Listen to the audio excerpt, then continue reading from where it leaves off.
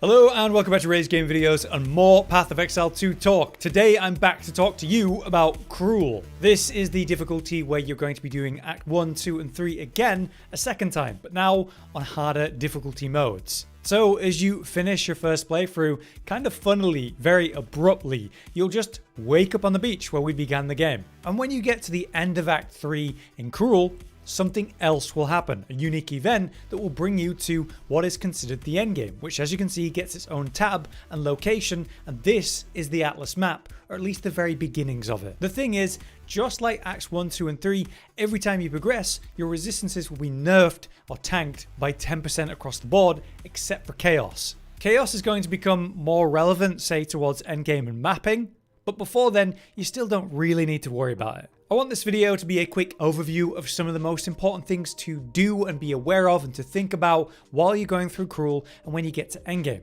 Let's start with what I consider the most obvious and important thing to do, and that is redoing, which yes, they come back, all the permanent buffs. So as you go through Act 1, 2 and 3, you're going to find those permanent buffs, like killing a specific mob and getting a permanent plus 10% cold resistance. Doing these things a second time on the Cruel version is very important, but some of them have actually changed. As you're going through Act 1, they're all the same pretty much though. Act 2s are a little bit different though, and there are some tips that I could give to you for this. As you're progressing through Act 2, you get to that point where, again, you can choose like 4 different locations. The first place I would recommend you go is immediately Keth, because you're going to find the mini-boss in the first area there, Kabbalah, the Constrictor Queen. When you kill her, you get the extra 2 passive skill points, but if you kill enemies in this area of Keth, you'll also get the Kabbalah clan relic as a drop to bring to the Valley of the Giants later. So as your second location, I would go to the Mastodon Badlands so that you can go to the second area, the Bone Pits, to kill enemies there and get the other relic. With both relics, we can now go to the Valley of the Titans and go to the altar there,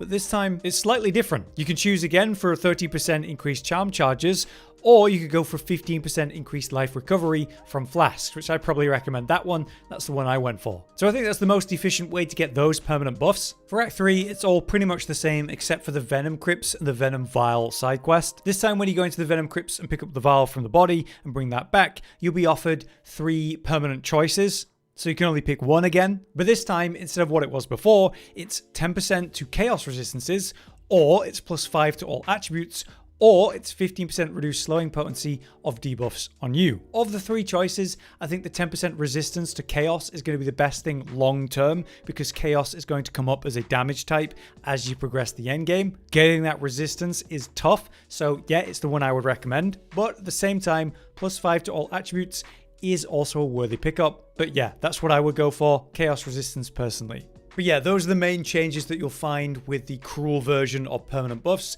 Otherwise, the rest are the same as they were before. We have guides on that on the channel if you're interested. But let's talk about some tips that I want you to be aware of in Cruel in particular. For one thing, you're going to start noticing gold jewelry, which have the inherent passives to increase rarity of items found. These can be very potent and do stack up on top of each other. You can also find gold amulets too, but you can also find this affix on just normal gear, like as an affix on an amulet rather than the inherent one. Just be aware that this is a relevant thing for gear grinding and mapping in general. I don't think it really matters through Acts 1, 2 and 3 in Cruel, but it is an important affix to think about going into the endgame. Basically, it's very common to see on the belt or higher affix rolls of that rarity increase, players running that for mapping purposes to farm out uniques and other drops, which can then be traded for exalted orbs, and then that can be traded for a lot of stuff. Now, one obvious tip is to maintain higher level than the area that you're currently progressing in, as you were doing in Acts 1, 2 and 3. Basically, if you're equal or above the level, it's going to be easier, and if you're underleveled, it's going to be a problem. So I would recommend full clearing at least one level once, just to stay on top or ahead of it if you're remotely falling behind.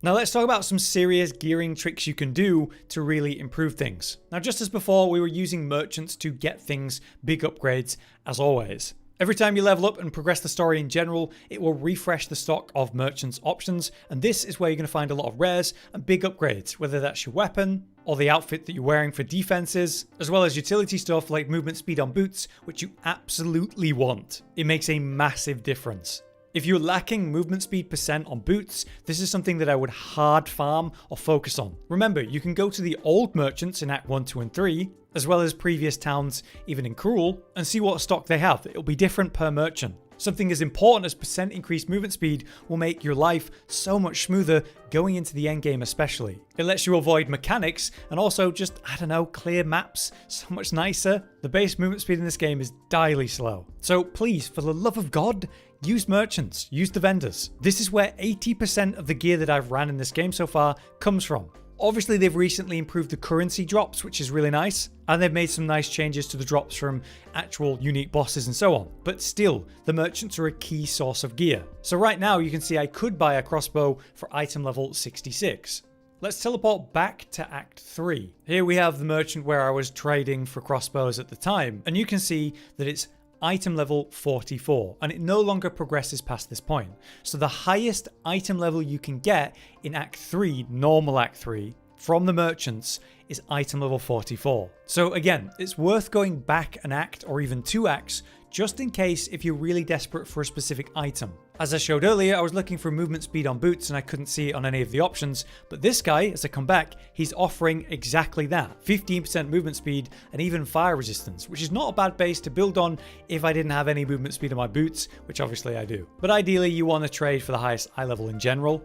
It's just a good trick to know about. But what is another key source of gear that you might not be using? Well, it's called the currency exchange. To access it, you just need to go to whatever town your gambling vendor is, and here it is, currency exchange. Here, you're able to say, I want this, and this is what I'm willing to trade. The most common trading material that we have is a currency for crafting, exalted orbs. So if you want anything, you're probably going to need exalted orbs.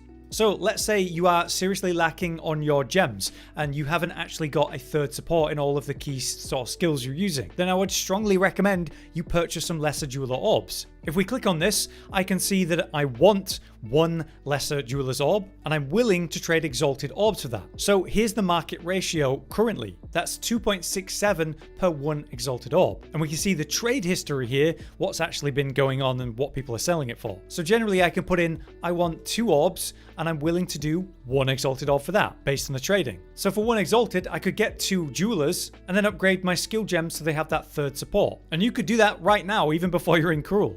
But did you know, if you wanted to get a 4th support slot for a 5-link, that's technically possible right now. Technically, you wouldn't need a Greater's Jeweler Orb to actually do that. What you need instead is a Val Orb, which modifies an item unpredictably and then corrupts it. This is dangerous because what it does is it corrupts it so it can't be modified again after that point. So let me show you what I mean. Basically, you can indeed take the skill and unequip it, right? And then with that, we could apply a Val Orb, and then something will happen. The general options for applying a Val Orb to a skill gem then are these. You'll get either 1 or -1 gem level, or you'll get either 1 more gem socket for a support, or 1 less, or you could get a level of quality, or even less quality. Or hilariously, which happened to me twice, nothing happens at all. The downside of this is that gem can no longer be leveled or changed or added quality, so you do it for a kind of temporary early power boost. So rather than doing it to what you're currently using, like my level 14 gas grenade,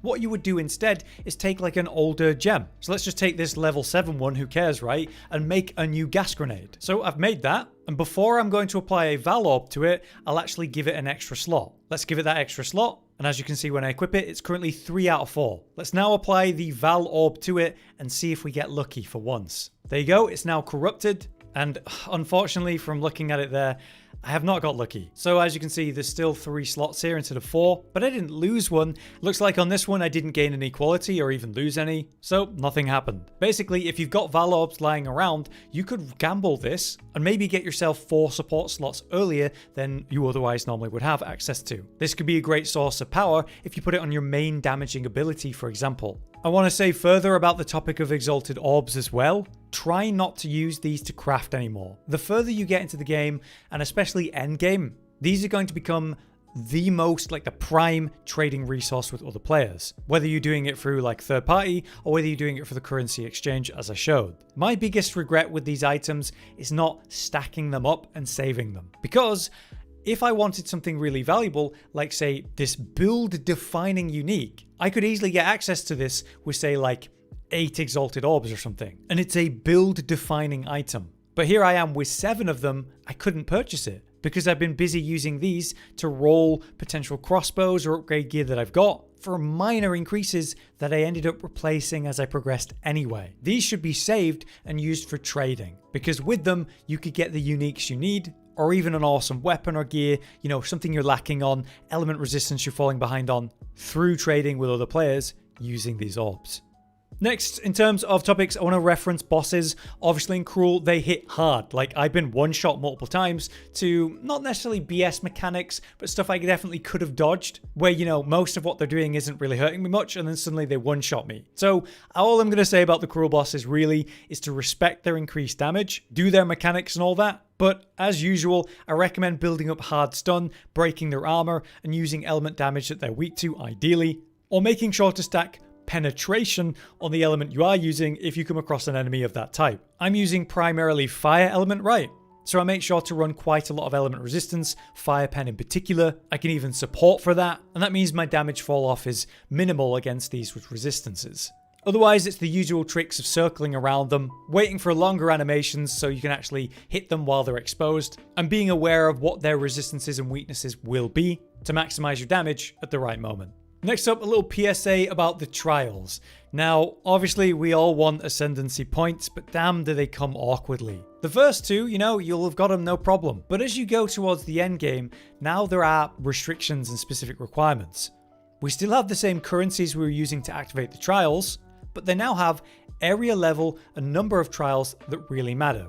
And with a recent patch, they actually tell you whether it will give you ascendancy skill points or not. So here, this coin, it tells me area level 60, number of trials 7, but completing this ascension trial will not grant me ascendancy skill points if I do it. So not a single one of these is actually going to do what we need it to. And why is that? Well, it's because you need to reach the minimum area level and the number of trials. For Chaos, you need the number of trials to be 7 or more, but you also need the area level to be 75 or higher. Meanwhile, for the Sekhmet trial, as you can see, this one will grant me additional ascendancy skill points if I go do it. The area level is 66 and the number of trials is 3. For the Sekhmet trial, it needs to be level 65 or higher in area level, and it needs at least 3 trials, so this hits both of those. So if I go complete this successfully, I will get my next set of ascendancy points, as it tells me very clearly there. So check your currency, it'll literally tell you, but now you know the area level and number of trials for each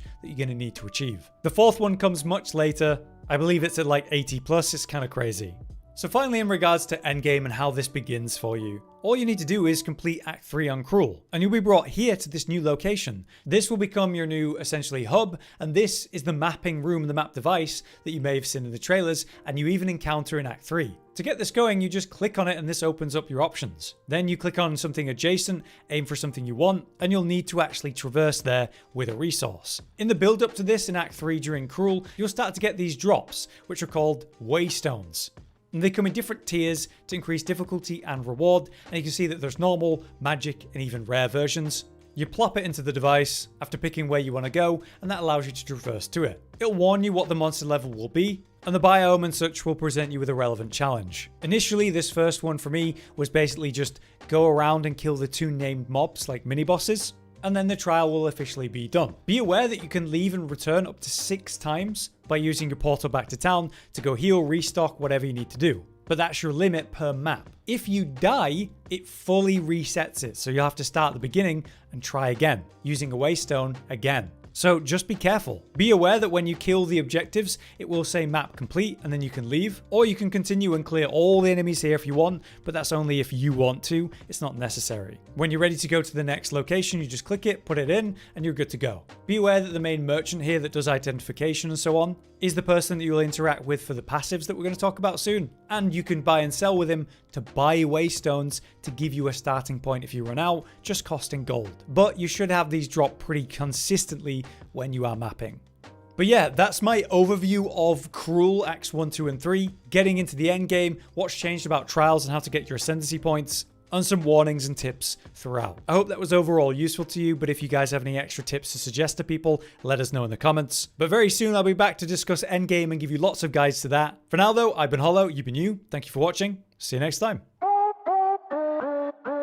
Josh, Cotton, and Hollow with the videos, dropping the humor like a hammer on your tippy toes, bringing entertainment on a daily arrangement to take our insanity and turn it into entertainment. Yes, I said entertainment twice, to reiterate that it is nice to look into your faces on a mostly daily basis when you let us in your homes to make the whole world a stage. Goodbye.